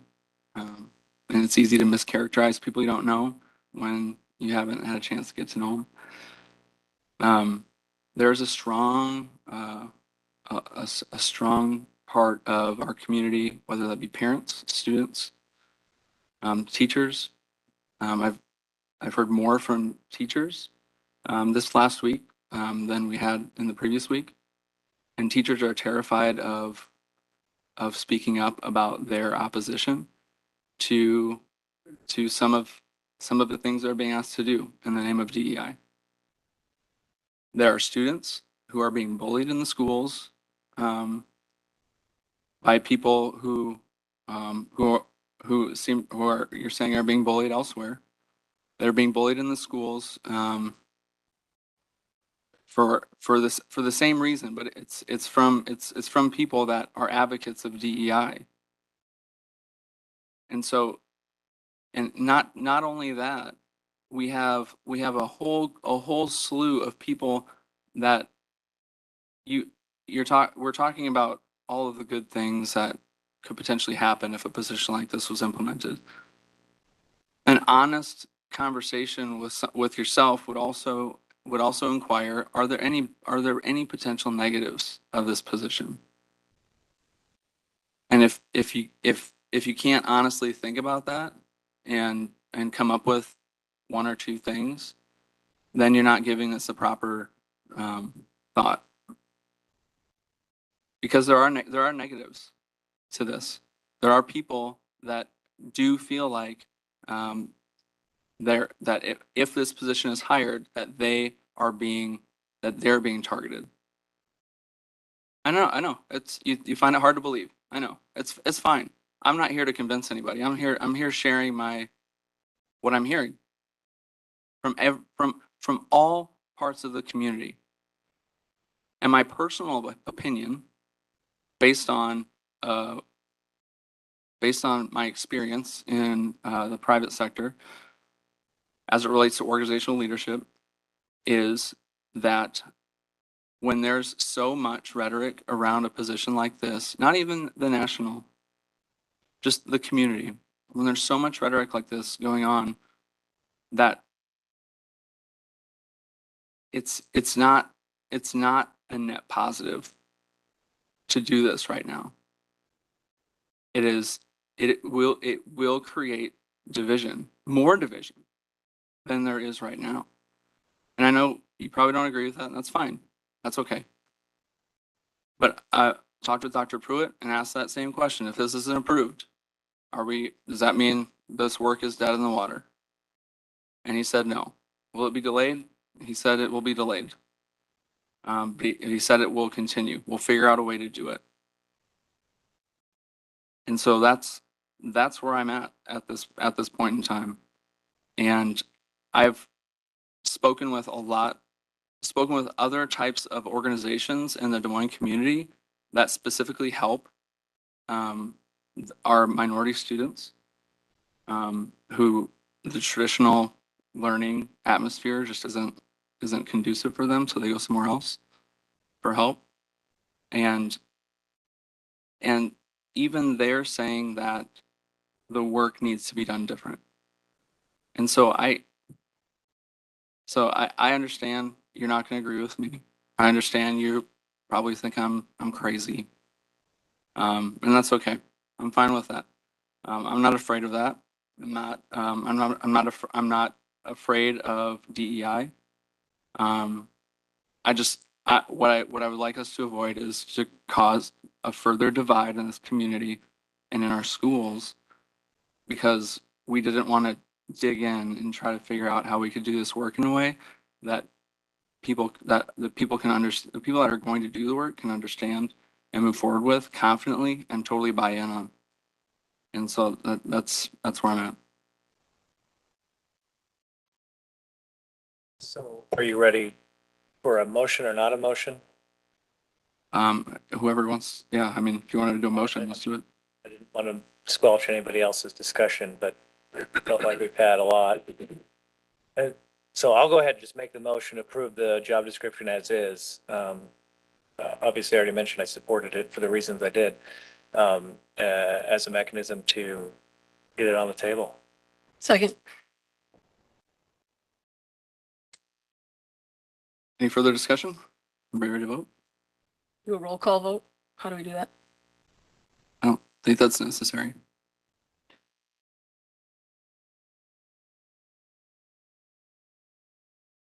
I don't think that's necessary. We voted for the same exact position description 2 weeks ago, and it wasn't a roll call vote. So I don't see any reason why we need to do that now. All those in favor? Aye. Opposed? Nay. Did you get that? Okay. Moving on to new business, policies first of two readings. May I have a motion to approve and accept the policies first of two readings as recommended? Motion. Second. Any questions or discussion on these policies? Yes. But it's at the very end, so if there's ones at the very beginning. Okay. Is Tim here? Maybe. You had No, questions about, you can ask, if it's for you, Jesse. you had questions about policies or contracts? The policy. Policies, okay. And it's specific to 80321 bids. That's why I asked for Tim. Sure. Sorry. No, it's okay. No, I wrote it, so just give me a second to pull it up here. Go ahead and ask your question while I pull it up. So we have some clauses in here that are pretty typical of bids and how they're accepted or rejected. One of them I'd like to see include is references on there. Specifically, it's 80321 bids. Yep. The district will generally award construction contracts to the lowest bidder. The board, in its discretion as such. Sometimes you can put in some qualifications of references or past work to help. Maybe it's going to sound crass, and I don't mean it that way, but in my line of work, we've run across it where you have an underperforming contractor and Sure. Yep. Is that something that we can add? So this policy, the reason that it is here this time is because there have been some changes in the public bidding laws, as I'm sure you understand. In fact, they direct us to the DOT funding thresholds, right, for some of those decisions. There are some aspects of the law as it's currently written that require us to accept the lowest bidder and some that allow us to have more discretion. And in fact, say don't be making these decisions based on who is the lowest bidder, pick the best qualified person, right? So I'm happy if the board wants me to go back, take a look at that specific clause and see if we have any additional discretion. It's been 6-8 weeks since I've drafted this, so it's been a minute. But I'm happy to consider that. And if we need, I think what you're saying is logical. I just need to make sure that the laws allow us to do that with these changes in bidding law. Yeah, because then the next clause where we specifically try to target just within Iowa. I mean, we've dealt with that with the Build America and Buy America clauses for the last 14, 15 years. Something is that some of the state law that we're allowed to be able to put something like that in there. That is something that has been in this policy for years and years and years. So if you're looking at it, you're seeing all of the red line, a lot of that has to do with welcome to Jesse's policies. It's really about reorganization of language to make the policy more clear. So you might see something that's redlined and these guys are looking at me going, yep, we know this is how it goes with her. Because I moved something as opposed to added new language. That language was there and has been there for years in this district. I believe with regard to a preference for local vendors. And that's so pretty normal. and that's authorized, yeah. Okay. Perfect. Thank you. Yep. So to be clear, Josh, are you asking that she do a little wordsmithing on this and we not vote on this particular policy this evening? If there's something more that can just add in references, I mean, we have availability, service, repair, completion date. I understand that there's low bid, but sometimes you can put a clause on there that says, look, if you've had a past performance with 3 negative references or 4 negative references, it's not in the best interest of our district to accept your work for future either litigation, non-delivery of the project, cost overrun, things like that. My preference tends to be, instead of being that prescriptive, to use language like we've got here towards lowest responsible bidder and to have internal protocols that define what it means for something to be responsible. I think that gives us flexibility to be nimble and for you all to be in a position where we come and say, here's our recommendation. This is the lowest responsible bidder. But I'm happy to take a look at what the law allows. We have policy committee yet this week. If it's something of substance that we think we need to add, we could bring it there and then do first, pull this one and do it separately. If we're comfortable with responsible encompassing what you're talking about. Technically, we can pass it and then read it again. Yeah, because we're still on first reading, right? Right. Yes, when you all have feedback after your first reading, my process tends to be if it's like a minor change, somebody noticed, oh man, the sentence wasn't clear, I'll go and clean it up. If you're saying go rewrite a section, I would probably take it to policy committee, give them an opportunity to help me make sure it sounds right, and then come back to you guys for a second, or we could start over depending on the scale of the rewrite. You said a couple things in there that make it sound, at least we have our contractual language, just enough to be nimble enough. We do. I have been in conversation within the last few days about the use of the word responsible. So, Yep, I'm good then. okay. I don't need a change. All right. To be clear, I wasn't disagreeing with you. I just wanted to be clear on what I was voting on was all. Thank you. Okay. I'm leaving. All right. Great, thank you. All right, seeing no other questions, all those in favor? Aye. Opposed? Item B, may I have a motion to approve the DNR Trees for Kids Grant Program Award of $1,390.96 to Parkview Middle School as recommended? Second. Any questions? I'm just curious where these trees are going. There's not like a swath of green space at Parkview, so. Tim, can you come up? Is working with, actually, on this one with the, not a lot of green space and the ability to put cameras in, they've actually worked with John Davis and myself on where we can put them so they're not, every time the wind blows, they're not making the camera go off, and where we can still mow around them. So, and we'll work with Ben in the school on that. And we're actually an email chain going on last week for that. So TBD. All right. All those in favor? Aye. Opposed? All right, item C, may I have a motion to approve the camps and clinics coordinator job description as recommended? Motion. Second. Any questions or discussion? I have a question. Short term, like a month, like, just so the candidates that would be applying know, like, what is the time duration? Is this a cyclical thing every year, kind of a thing like that? So I'm gonna ask Jennifer to give some context to why we're asking for this position, because there's some changes with regards to how we're moving forward with our summer camps and clinics.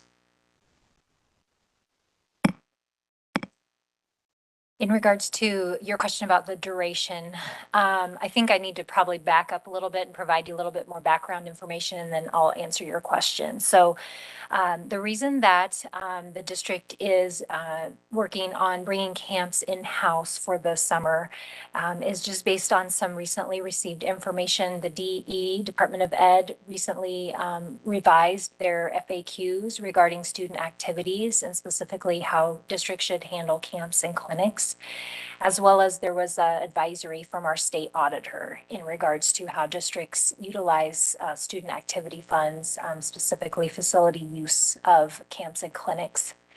And so that has kind of made us kind of take a second look. Additionally, the district's insurance company has also shared information that in the best interest of not only the district, but students and employees, that we would want to make sure that we have certain coverages in place. And to be able to do that, it would be in the best interest for us to bring those back in-house. And so what's being proposed is a short-term position as we transition and taking the camps in-house for the summer only, because that's kind of the busy season for these camps. And then we'll have a little bit, we're kind of under a time crunch right now to get these camps up and running just because of the, that they're happening at the beginning of June. And so we want to have some time over the next year then to study and determine whether that additional support would be needed going further. So to my knowledge, and Jody can correct me if I'm wrong, that it's for this summer only. Does that answer any other questions? Answered my question. Thank you. Thank you. All right. All those in favor? Aye. Opposed? Board member reports. Here, would you like to start? You're here. Sure. Yes. Glad to be here. I don't have anything to report, so. Want me to go? I just want to thank everybody who spoke tonight. It's always good to hear from our community. Just wanted to give a shout out to the Facilities Master Plan webinar that the district put on last week. Sorry. I thought it was fantastic. It was just kind of the right level of information to get at this point.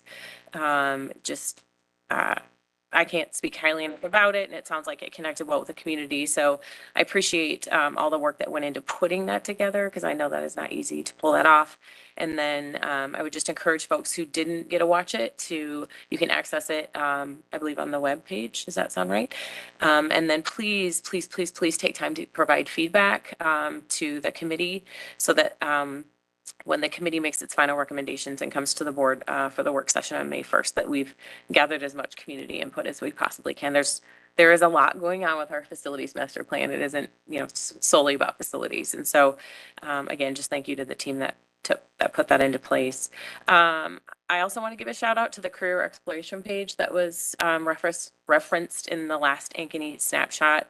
Had a lot of just really great stuff related to post-secondary career exploration. And so I would encourage families of high school kids to go out and take a look at that. I know we've already signed up for something in our house, health day at Mercy that my oldest is going to attend. So I know, I could see like the reflections of our strategic plan, with our work with post-secondary work reflected in there. And so thanks to all the folks that put time and effort into that. And I really look forward to seeing that continue to grow. And then just, I have policy coming up this Thursday, I believe. So I think that's all I have to report. Thank you. I had Ankeny School Foundation last week. Save the date, the April 26th is Fill the Fun Day. Go out and eat at your favorite restaurant, local restaurants, and it goes back, right back to our school and helping fill those lunch accounts. Reminder, June 28th is the golf outing. Registration's not open yet for that, but working on sponsorship packages for that. I had, it was my turn for instructional rounds last week, so that was a really great experience last Thursday at Southview. So I got to be in our 8-9 building, attended 3 classes, lots of energy, excitement. One of the classes was just very engaging. It was a Spanish class, so it was very intriguing. So really enjoyed that experience. So thanks to our leadership team for hosting and doing that. And I have policy committee this week with Katie. That's all for me. Amy, would you like to go? Sure. I'll make up for the last time I didn't do a board report. I had instructional rounds at Southview as well. Learned a lot, but had a lot of imposter syndrome being in a room full of actual experts. Sharing your opinion is always a little disconcerting. Was in a French class, didn't understand anything. Math class, tried to relive my algebra days. And a science class where they talked about the impending weather in real time. So that was kind of neat to see. And then just looked at everything from how the class was set up to how the students responded to the teacher, looking at who was on their phones, just the things that they asked us to watch and analyze were really detailed, and it was just really interesting and informative, and then came back together and worked as one smaller group and then connected with another group. So I just really enjoyed that, and I think you're going to get a lot of great stuff out of those instructional rounds. I also want to take a second to thank those who spoke and those who email. Always, I have said this a million times, whether you hate me or love me, I always love to hear from you. The facilities master plan, I enjoyed that. The 20,000 foot view on what that will look like. Again, I felt a little odd because my daughter's a sophomore, so I won't actually experience a whole lot of this, but we do have boundary lines coming up, which I will experience in a great deal, I'm sure. Congratulations again to the mock trial students. That was great to see. I always said if I could do it all over again, I would have been an attorney. So great to see them exploring that. And then, no, y'all, tonight was confusing and disappointing and made us look a little foolish, make us look a little like we can't keep our word. The 7 of us spent 5 weeks looking at data. 7 of us agreed on what that data was telling us. The 7 of us agreed that we needed comprehensive change to close our achievement gap. Then when presented with the beginning of that plan, which is getting staffing in place to begin that journey and lifting up our students most in need, we folded. We're elected to make tough decisions. But at the center of all of our decisions has got to be our students. And I heard very little talk of students tonight in that discussion. So a decision by a school board that didn't really revolve around students a whole lot was a little disappointing. The data is the data. That's all there is to it. And Josh, a month ago, you asked where the kids were in the discussion, and the kids are in the data. You know, families with students who are part of this achievement gap, families, low socioeconomic, parents are maybe working 2 jobs. They don't have the time to email us. They don't have the time to call us. They need us to step in for them. And what we did, what we told them tonight was we've hired too many people, and addressing the educational needs right now of your child is simply not a priority. We told them we can just simply find another way to help. Try to fit it in, or we won't. We don't know. We could have had this position approved a year ago, before the 7 positions that just came before us. But a year ago, it wasn't a priority then either. And it hasn't been a priority for many years because this gap is not new. And this gap is only going to increase if we do not address it. You know, we talk about academic rigor and academic achievement and how important it is that we have this rigor and everyone's achieving at a high level. But yet we voted no to get kids there because maybe it's achievement for me, but not for thee. Now you're going to hear that we all support we support all students. They're all committed to Dr. Pruitt's vision for the district. Keep in mind, this is the 3rd time he's brought this position back, and it's not coming back again, I'm sure. That we want what's best for all students. And you may even hear this was a financial decision. But I caution you to watch what we do at this table and not listen to what we say. I encourage you to ask us, do we support all students or just students that fit a certain mold? I encourage you to ask us why, if this is a final decision, was the academic achievement specialist the only position that was objected to? Twice. What is it about this position? Then look at that disaggregated data yourself and ask us who is in that data that's not deserving of an education on the level that other students are receiving. We've talked a lot about the students that would be lifted up by this position, but honestly, every student would have been lifted up by this position. With help, Ken would have had more time to spend with the MVP program, more time to work with teachers, administrators, and more importantly, more time to address the needs of our students. Dr. Pruitt, Ken, I'm sorry. I know this is probably increasingly hard to stay in this district. This doesn't help. Maybe that's part of the goal. I don't know. But I want you to know that I value you. I value the recommendations you bring to us. I admire the things that you have already accomplished, Ken, that you shared with us. And I want to continue, and I admire what you want to continue to accomplish for all of our students across the district. And I will stay in this fight with you to put all students first as long as I am up here. Thank you.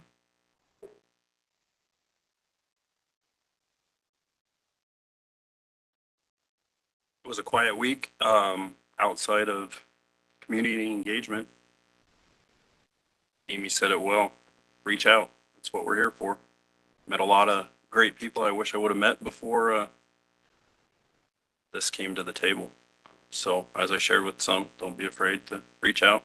That's why I'm here, for my time. So Katie, you said it brilliantly on the facilities master plan. Yeah, there's a lot of data there. So if you watched it, encourage your friends, neighbors to watch it if they have a chance. I recognize everybody has commitments. But reach out. We're starting to get people to reach out. That's a step. Next week, SIAC and, yeah, I got one on you this time, didn't I? And facilities finance. So thank you.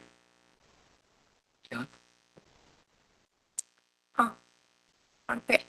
Well, it is ISAS week, which is no fun, but it is prom next weekend, so we have some better things coming up.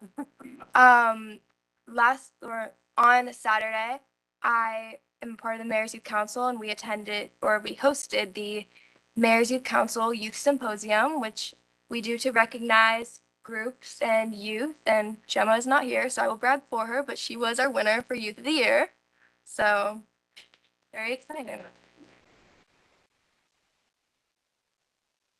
I had our equity meeting last week and I have SIAC this coming week. I just wanted to say thank you to Samantha and all the team that put together the that webinar. I thank you for asking me to represent the facilities master plan committee as well as the board in that conversation. Thought it was really, really great. Continually impressed with the work that Darren's leading and the team that's doing it. We have started getting some pretty passionate feedback about it. Look forward to continuing working on that to try to find a good solution that makes sense. I think that was it. Yeah. Thanks for all your support on that meeting, Samantha. The preparation was valuable. I never knew there was so much that went into it. Dr. Pruitt. I want to thank the teachers and administration at Southview for our instructional rounds last week.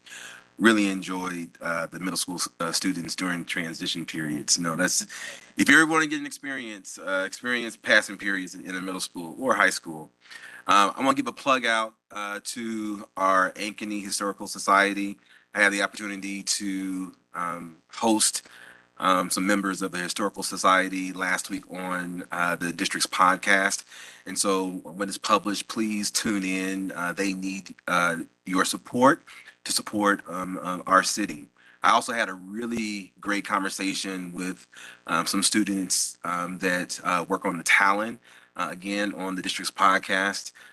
Again, really good conversation. I encourage you, if you don't know about the podcast, please go on our website and tune in to one or two of the recordings. Again, being repetitive with the facilities master plan.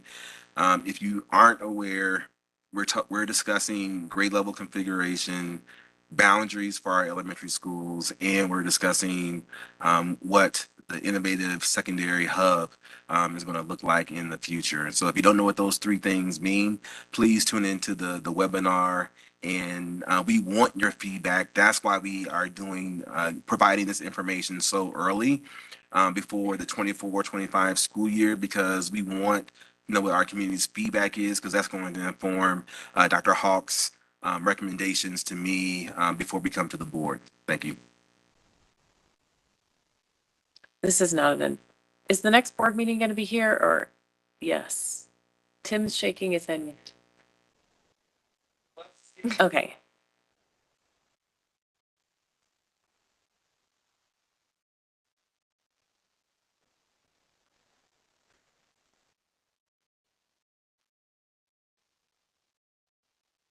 Okay. I just wanted these people to know. We'll be in this boardroom this next meeting, and we will be in the new board meeting before the end of the school year. Well, that's an improvement. At the beginning, you said we'll be there this year. Definitely in the building this year. Thank you. All right, well, that's all. We do have an exempt session, so we're going to adjourn the meeting here. May I have a motion to adjourn? Motion. Second. All those in favor?